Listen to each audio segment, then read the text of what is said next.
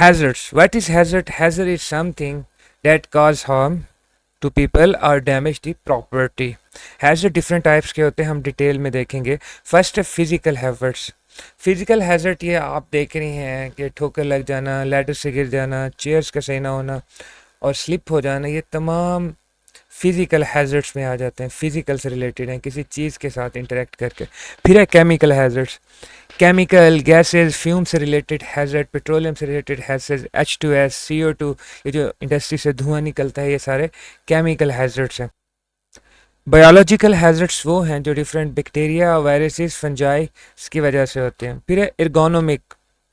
ये अच्छा, एर्गोनोमिक का मतलब ये है कि जो वर्कर है और जिस मशीन के साथ, जिस टूल के साथ वो काम कर रहा है, उसमें रिलेशंस. वर्कर एम्प्लॉय को काम करते हुए किसी भी तरह की परेशानी ना हो, वो अपना आराम से काम करते रहे, इसे कहते हैं एर्गोनोमिक्स. एर्गोनोमिक्स हेडर. अब मतलब ये हुआ कि वो अपना काम सही से नहीं कर रहा, उसे इर्द गिर्द का जो इन्वायरमेंट है काम करने के लिए सही नहीं मिला. पुअर वर्क प्लेस डिज़ाइन है. फॉर एग्जांपल आप चेयर पे बैठे हुए हैं, इस चेयर पर, तो खैर ये डिटेल से आके है वहाँ देखते हैं. फिर है इलेक्ट्रिकल हैजर्ड्स. आपको पता है कि इलेक्ट्रिकल वायर्स और ओवरलोडेड सर्किट की वजह से. फिर फायर हैजर्ड है, फ्लेमेबल मटेरियल की वजह से. दूसरी भी रीजंस हैं कि आग लग सकती हैं. फिर है मैकेनिकल हैजर्ड्स. जब आप किसी मशीन के साथ काम करते हुए मशीन से कोई नुकसान आपको होता है, वो मैकेनिकल हैजर्ड है. फिर रेडिएशंस हैजर्ड है.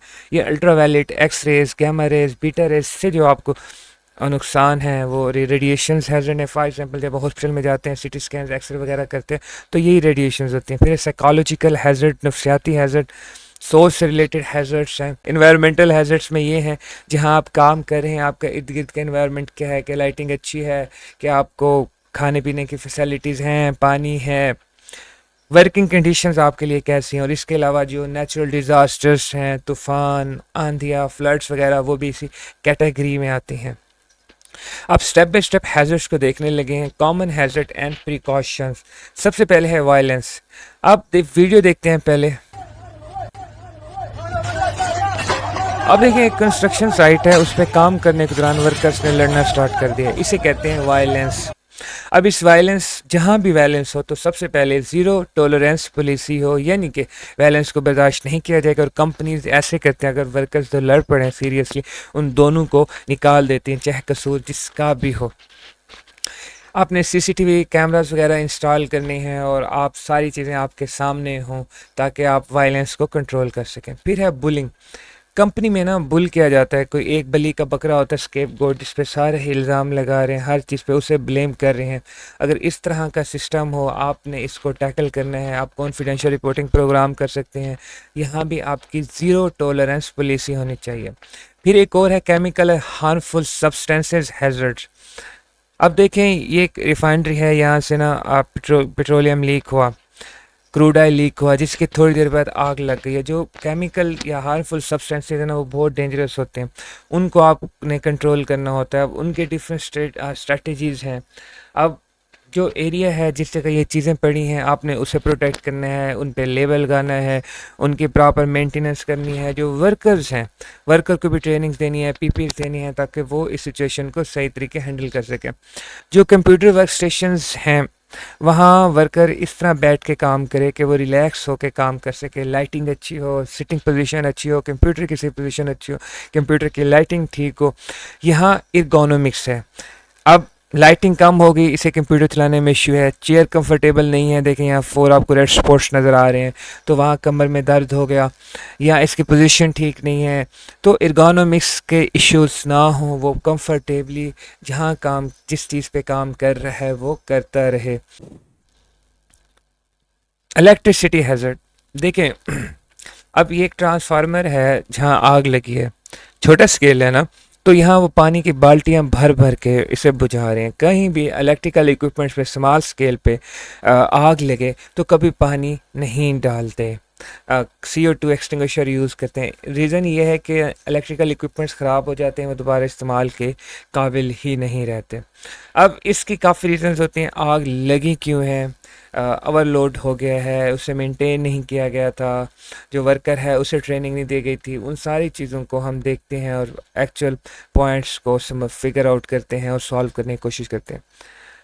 आप देखें ये एक शॉप है जहाँ सेल चल रही है, होल सेल, लेकिन इतना रश है, रश की थोड़ी ही देर के बाद यहाँ आग लग चुकी है। अब जो बड़े बड़े मॉल्स हैं, होल सेल्स हैं, वहाँ भी इस तरह आग लग जाती है। अब उसके क्या रीज़न है? क्योंकि वहाँ ना फ्लेमेबल मटेरियल्स होते हैं, इस तरह के केमिकल्स, क्लीनर्स हैं, दूसरी चीज़ें हैं जो फायर कैच करते हैं। अगर वो स्पिल हो गए हैं, लीक हो गए हैं, तो वो फ्लेमेबल मटेरियल्स को कैच करते हैं और आग लग जाते हैं। जिस तरह इस प्लास्टिक को है, इसमें कपड़े थे, पेट्रोलियम वगैरह की भी कोई चीज़ें होंगी। अब ये तो हो गए इश्यूज। अब इनकी कंट्रोल मेजर्स क्या हैं? देखें, जो फ्लेमेबल मटेरियल्स हैं उन्हें सेपरेट स्टोर करें और वहाँ प्रिकॉशंस करें। हाउस कीपिंग प्रॉपर होनी चाहिए। आप आग लगे तो आपने स्मोक डिटेक्टर्स लगाने हैं, फायर अलार्म्स लगाने हैं, फायर एक्सटिंग्विशर आपके पास ट्रेंड स्टाफ हो जो उस सिचुएशन को हैंडल कर ले। अब जैसे यहाँ स्मोक डिटेक्टर्स, फायर अलार्म्स चीज़ें आ गई हैं, इनको भी मैं आपको डिटेल से समझाऊंगा, लेकिन out of AYUSH M S syllabus. क्योंकि अगर मैं अभी इन चीज़ों, देखें, जो आयोश एम एस है ना, वो आपको बहुत बेसिक लेवल की चीज़ें सिखाता है। मैं जो आपको यहाँ डाटा शेयर कर रहा हूँ ये बहुत एडवांस लेवल पे है कंपेरेटिवली आयोश एम एस का जो हमें सिलेबस या उनकी जो ऑफिशियल बुक प्रोवाइडेड है उस हवाले से। क्योंकि यहाँ कुछ मैंने काफ़ी एक्स्ट्रा चीज़ें भी बताई हैं। गेटिंग इन एंड आउट मतलब ये है कि आप के जाने और आने का रास्ता सेफ हो, सिक्योर हो। अब आप रास्ते में आप वर्कर्स भी हो सकते हैं, एम्प्लॉय स्टाफ भी हो सकते हैं, और आप ड्राइवर भी हो सकते हैं जो गाड़ी चला रहे हैं। तो दोनों का सेपरेट रास्ता होना चाहिए, कंट्रोल मेजर होना चाहिए, देख के चलना चाहिए, और एमरजेंसी रूट्स होने चाहिए। पेडेस्ट्रियन के लिए और रास्ता हो, फोकलिफ्ट के लिए और हो, ताकि एक्सीडेंट के चांसेस कम से कम हो। अब अब देखें, जब वर्क एट हाइट पे काम कर रहे होते हैं तो ये जो आप नीचे तस्वीर में देख रहे हैं ऑरेंज कलर, इसकी जो ये सिस्टम है इसे हम कहते हैं हार्नेस। वर्क एट हाइट पे काम करने के लिए इसे पहन कर हैंग किया जाता है, ताकि एंकर पॉइंट से हैंग करते हैं ताकि जो वर्कर है वो नीचे ना गिरे। अब ये वीडियो देखें ज़रा, अब ये इतनी हाइट पे काम कर रहा है, डेवलप कंट्रीज़ हैं, लेकिन यहाँ कोई प्रोटेक्शन नहीं है। यानी कि जो कॉन्ट्रैक्टर्स हैं वो इनकम्पिटेंट है, उसे नहीं पता कि हेल्थ एंड सेफ्टी को प्रायोरिटाइज करना बहुत ज़रूरी है, वो उसे सेकेंडरी ऑप्शन समझता है। तो हाइट पे फॉल हैज़र्ड बहुत ज़्यादा होते हैं, तो आपने स्कैफोल्डिंग भी देखनी है। स्कैफोल्डिंग भी इसकी अच्छी नहीं है, आपने स्कैफोल्डिंग भी देखनी है, आपने हार्नेस भी यूज़ करनी है, आपने रिस्क असेसमेंट करनी है, सुपरविजन देनी है, सेफ इक्विपमेंट देनी है। काफ़ी स्टेप्स हैं, प्रोसीजर्स हैं जिन्हें आपने फॉलो करने हैं वर्क एट हाइट के लिए। हाउस कीपिंग कहते हैं वो जगह जहाँ जगह जगह पे कचरा हो, गंद हो, सही रास्ता ना हो, जहाँ से स्लिप ट्रिप आप हो सकते हो, गिर सकते हो। अब ये देखिए, सीधा रास्ता नहीं है, ना पैसेंजर्स के लिए है, ना ड्राइवर्स के लिए। तो यहाँ से स्लिप ट्रिप के इश्यूज़ होते हैं, आग लग जाती है, नुकसान हो जाता है।